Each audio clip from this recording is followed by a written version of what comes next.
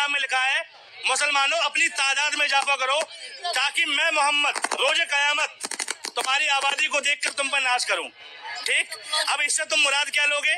इससे तुम मुराद लोगे कि मुसलमानों को कहा जा रहा है कि तुम बच्चे पैदा करो, जबकि कुरान को समझना हर किसी के बस की बात नहीं है।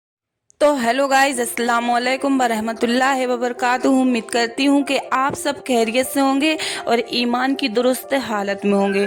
तो आज मैं यूट्यूब पर वीडियो देख रही थी, न्यूज़ देख रही थी, तो वहाँ एक ऐसा वीडियो आया जो कि मेरा दिल तो भाई साहब खुश हो गया। आप भी उस वीडियो को देखें, क्योंकि उसमें जो इस्लाम में मुसलमानों को कुरान में ये बताया गया है कि ऐ मुसलमानों अपनी तादाद में इजाफा करो, उसका जो सही मायना है वो इस वीडियो में जो एक भाई हैं उन्होंने बताया है।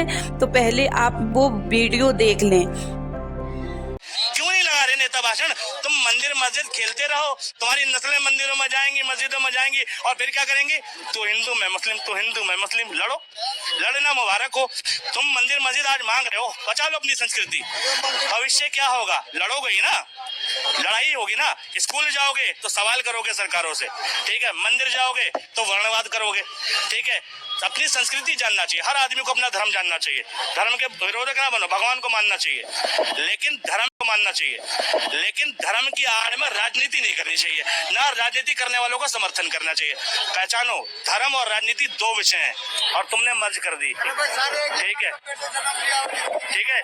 जैसे तुम हिंदू हो, ठीक है, मैं भाई कहते मैं मुस्लिम हूं, मान लो, यूं कहते मुसलमानों के वंशज कहीं ना कहीं हिंदू निकलेंगे, ठीक है, मुसलमानों के वंशज हिंदू निकलेंगे, फिर क्या करोगे?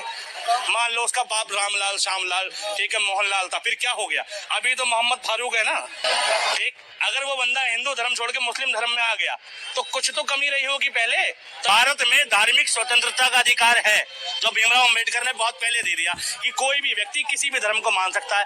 फिर जबरदस्ती किस चीज की? अगर आजादी के बाद तुम जबरदस्ती की बात कर रहे हो तो तुम मूर्ख हो। आजादी के बाद तो कोई भी व्यक्ति किसी भी धर्म को मानने के लिए स्वतंत्र है भाई। अब मुसलमानों में सुनो, मुसलमानों में एक लाइन है, देखो सुनो, आधा सच पूरे झूठ से ज्यादा खतरनाक है। मुसलमानों के धर्म के बारे में बता रहा हूँ। मुसलमानों की किताबों में लिखा है, मुसलमानों अपनी तादाद में इजाफा करो। ध्यान से सुनना, अरे भाई साहब सुनो, मुसलमानों की किताब में लिखा है, मुसलमानों अपनी तादाद में इजाफा करो ताकि मैं मोहम्मद रोज कयामत तुम्हारी आबादी को देखकर तुम पर नाश करूं। ठीक, अब इससे तुम मुराद क्या लोगे? इससे तुम मुराद लोगे कि मुसलमानों को कहा जा रहा है कि तुम बच्चे पैदा करो, जबकि कुरान को समझना हर किसी के बस की बात नहीं है। मुसलमान अपनी तादाद में इजाफा करो का मतलब यह है कि अपने धर्म को इतना अच्छा रिप्रेजेंट करो, अपने धर्म की इतनी अच्छाइयां रिप्रेजेंट करो, इतनी मॉरलिटी लाओ, इतनी चैरिटी करो कि दूसरे लोग तुम्हारी अच्छाइयां देख के तुम्हारे धर्म में सम्मिलित हो जाए और तुम्हारी जनसंख्या बढ़े। ये है, ठीक है। धर्म को समझना तुम्हारे बस की बात नहीं है। धर्म बताता कुछ है, तुम समझते कुछ हो, ठीक है। मौलाना ने गलत डिस्क्रिप्शन कर दिया तो तुम कुछ और समझ गए।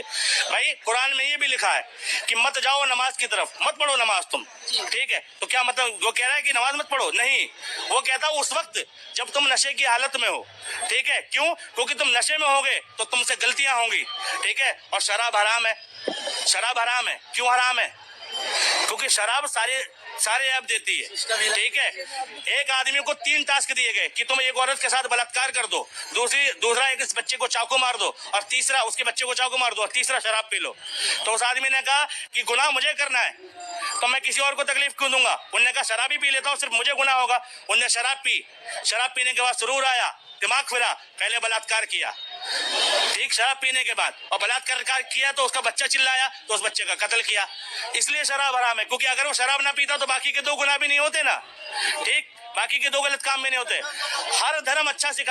तो देखा आप लोगों ने, मुझे उम्मीद है कि जिस तरह से ये वीडियो देखकर मैं खुश हुई थी, इसी तरह से आप लोग भी खुश हुए होंगे, क्योंकि चंद गैर मुस्लिम लोग हैं जो हमारे इस्लाम के मायनों को इस तरह से, यानी कि उनके जो मायने हैं उसको सही तरीके से बताते हैं। वरना हर जगह आपने खुद ही सुना होगा हलाला का क्या मायना है, हलाला को गलत तरीके से बताया गया है। 72 हूरों का क्या मायना है, 72 हूरों को गलत तरीके से बताया गया है और इस्लाम में एज ए 3 तलाक का भी गलत तरीके से बताया गया है। उनके जो मायने, उनके असल मायने जो होते हैं उसको ना बताकर, उनको गुमराही की राह वाले मायने बताकर लोगों को गुमराह कर रहे हैं और इस्लाम के खिलाफ भड़का रहे हैं। तो कुछ चंद लोग हैं, जैसा कि ये आपने वीडियो देखा है इन भाई, तो कुछ चंद लोग ऐसे भी हैं जो इस्लाम के सही मायनों को लोगों के सामने रखते हैं, लोगों को समझाते हैं। तो इस तरह का वीडियो देखकर असल बात कहूँ तो मैं तो बहुत ज़्यादा खुश हो गई थी कि अभी भी गैर मुस्लिम लोगों में कुछ लोग ऐसे हैं जो इस्लाम को सही मायने में समझते हैं। तो उम्मीद करती हूँ कि ये वीडियो आप लोगों को भी बहुत ज़्यादा पसंद आया होगा।